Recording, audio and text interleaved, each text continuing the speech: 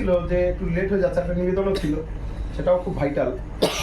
ঠাকুরের দয়াতে সেটা ও কিরম মিরাকল হয়ে গেল, ও সঙ্গে সঙ্গে কাকা দেখছি চেষ্টা করছি, সঙ্গে সঙ্গে সেটা কিন্তু নিয়ে নিল, ঘর পেয়ে গেলাম, চলেও গেলাম, মালিকের কাছে বসেছিলাম আশ মিটিয়ে। তিনিও বসেছিলেন, মানে অন্যান্য দিনের তুলনায় প্রায় 2 টার্মে, এক এক টার্মে প্রায় 2.5-3 ঘন্টা করে, প্রায় 3.5 ঘন্টা 2.5 ঘন্টা এরকম বসেছিলেন। তা পা ব্যথা হয়ে যাচ্ছে, উঠতে পারছি না, তিনিও ছাড়ছিলেন না। আর ওখানে বসলে সবচেয়ে মানে মজাটা কি জানেন তো, এমন কিছু কিছু ঘটনা এত এত বড় বড় প্রবলেম এসে দাঁড়ায়, এক মানুষ মরবে, একদম প্র্যাকটিক্যাল বলি শুনেন, এসে নিবেদন করছে এই লোক 2বার সুইসাইড করার চেষ্টা করেছে, ব্যর্থ হয়েছে। শোনেন, শুনলে হাসিও পাবে, আনন্দ লাগবে। প্রথমবার সুইসাইড করতে গেছে, পারেনি। দ্বিতীয়বার সুইসাইড করতে গেছে, ব্যর্থ হয়েছে। তৃতীয়বারে এবার মালিকের কাছে নিবেদন করছে। তো মালিক তখন বলছে, আরে ওকে জিজ্ঞেস কর, ও যে সুইসাইড করবে, মাঝ বয়সীর উপরে লোক, মানে প্রায় 65-র কাছাকাছি বয়স। এই কথা কম বলছে, এবার ওকে জিজ্ঞেস কর ও কিসে মরতে চায়।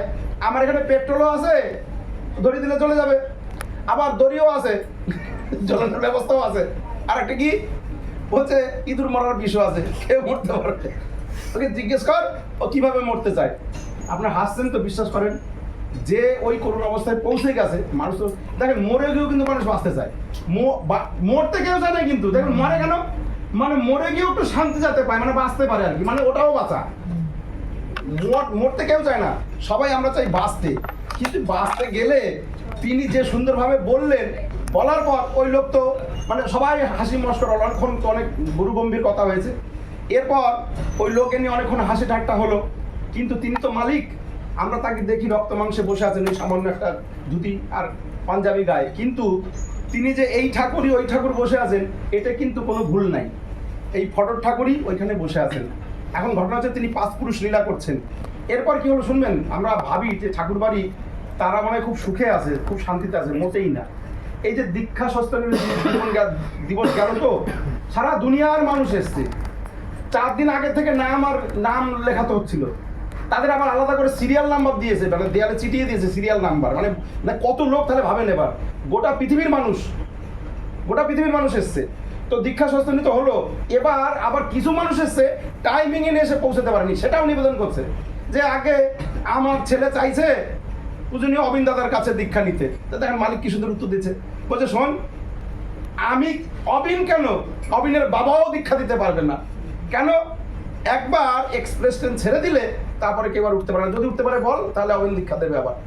আর দীক্ষাটা অবিন কেন, অবিনের বাবাও দেয় না, দীক্ষা দেন ঠাকুর।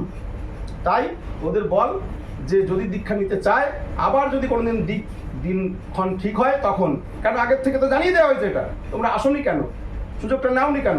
যদি এবার নিতে ইচ্ছা হয় সেটা আবার করে দেওয়া হবে, আর না হলে বল, যদি অন্য কোনো ঋত্বিকের মাধ্যমে দীক্ষা নিতে চায়, দীক্ষা দেন কিন্তু ঠাকুর অনুকূলচন্দ্র, অন্য কেউ দীক্ষা দেন না। এখন এরপরে আরেকটা ঘটনা, প্রার্থনায় এসে বসেছি। প্রার্থনায় এসে বসার পর এক দাদা আমার পাশে এসে বসেছে। এ ভদ্রলোক অনেক পুরনো, মানে পুনেতে বাড়ি, পুনে মহারাষ্ট্র। এর নাম হচ্ছে সুভাষ শীল।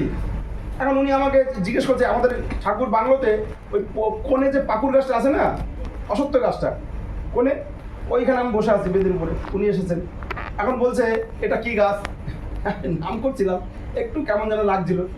তো অগত্যা কথা বলতে বলতে, কেন আপনার নাম কি, কোথা থেকে এসেছেন বলতে বলতে বলছে, বাবা আমি মহারাষ্ট্র থেকে এসেছি, ছোটোবেলায় জানো তো বাড়ি থেকে পালিয়ে ঠাকুরের কাছে চলে এসেছিলাম 1964 সালে। 1964 ঠাকুর তখন আছেন, লীলা করছেন, বড় মা আছেন। বলছে আমি বড় মাকে রান্না করে খাইয়েছি, আর হ্যাঁ বড় মাকে রান্না করে খাইয়েছি। ঠাকুর বাড়ি থেকে যখন পালিয়ে এসেছি, বাবা এবার খবর পেয়ে ঠাকুরকে চিঠি লিখেছে, ঠাকুর আমার ছেলেকে ফিরিয়ে দেন। এখন বলছে বাবা যখন চিঠি লিখলো ঠাকুরকে, এবার তো রিটার্ন যেতে হবে। ঠাকুর বলছে শোনমণি, তুই যা, আমি তোর সঙ্গে আসি। এই যে ঠাকুর বলে দিলেন তোর সঙ্গে আসি, আর বড় মা বললেন শোন তুই যা, আমি তোর সঙ্গে থাকবো, তুই দুঃখ করিস না। এবার সে বাড়িতে গেল, বিয়ে থা দিয়েছে। এত বছর পর মাঝে মধ্যে আসে ওপার বাংলায় ঠাকুরের যে জন্মভিটে, সেখানেও যায় দর্শন করতে। তো এবার উনি একটা ঘটনা বললেন, শোনেন, ঠাকুর যে সত্যি সত্যি নারায়ণ বিষ্ণু, তার বাস্তব একটা ঘটনা শোনেন। কীরকম? বলছে আমি ওই মহারাষ্ট্রে যখন বাড়ি করেছি, ওখানে রয়েছি, তা এটা 67 কি 68 সালের ঘটনা। তখন তো এই আমাদের সমস্ত এনভায়রনমেন্ট অনেক বন জঙ্গলাকীর্ণ ছিল। বলছে আমি একদিন সাইকেল নিয়ে বাড়ি যাচ্ছি, তো প্রায় সন্ধ্যা হয় তো বুনো শুয়োর, এক পাল বুনো শুয়োর ওই রাস্তা আগলে দাঁড়িয়ে আছে। এবার কোথায় যাই, বুনো শুয়োর আগলে আছে, উপায় তো নেই, এবার তোমার প্রাণ যাবে, আর তো কোনো বাঁচার পথ নেই। তখন আমি মনে মনে ঠাকুরকে বললাম, ঠাকুর তুমি তো বরাহ অবতারে এসেছিলে, তুমি তো বিষ্ণু, তাহলে বরাহ অবতারে তুমি এসেছিলে ঠাকুর, তুমি এবার ওদের বলো বা তুমি নিজে থেকে কি করবা করো, কারণ তুমি তো ওই আমার রাস্তা ছেড়ে দাও ঠাকুর, আমি বাঁচতে চাই। বলে ঠাকুরের সেই সুন্দর মুখখানি, তার অনিন্দ সুন্দর মুখখানি স্মরণ করলাম আর নাম করতে থাকলাম। বলছে বাবা বিশ্বাস করো, মিনিট খানিকের মধ্যে ওরা নিজে থেকেই ওই শুয়োরের পাল চলে গেল। বলছে সেদিনকে আমার নিশ্চিত মৃত্যু ছিল।